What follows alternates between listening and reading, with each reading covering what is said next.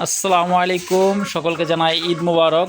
যেহেতু এখন ঈদের সিজন চলছে, সারা দেশ জুড়ে ঈদের একটা আমেজ।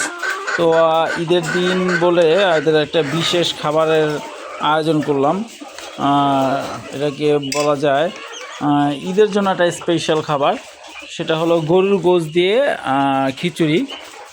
কী ব্যাপার, তুমি কি নলিনী মারামারি করে কেন? নলিনা মারামারি করে কেন? ও বলছে ও খাবে, ও বলছে ও খাবে। অবশেষে জিতা নিয়ে আসলো।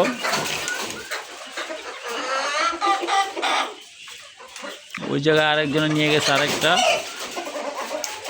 তো গরুর গোশতের খিচুড়িটা চাইছিলাম একটু বুনা বুনা করতে, কিন্তু লেটকা হয়ে গেছে, পানির পরিমাণ বেশি হয়ে গেছে।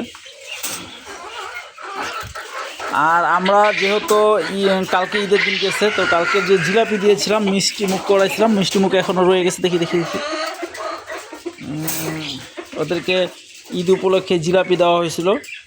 প্রত্যেক খাঁচায়, এই খাঁচাটা কীভাবে রয়ে গেল বুঝলাম না, সবারটাই শেষ হয়ে গেছে। সবাইরে 2টা করে জিলাপি দেওয়া হয়েছিল, এই খাঁচাটাই রয়ে গেছে শুধুমাত্র। তো কী ব্যাপার, কালকে জিলাপি রয়ে গেছে, আন্তরি কখন খাবা গরুর গোশ? তো আমরা সকালের দেওয়া ধান গম ফিট, সকালে যে খাবারটা দিই আমরা, এগুলো ধান গম ফিট। আগে ভুট্টা দিতাম, কিন্তু এখন ভুট্টাটা বন্ধ করে দিয়েছি, কারণ ভুট্টার থেকে গমে বেশি প্রোটিন।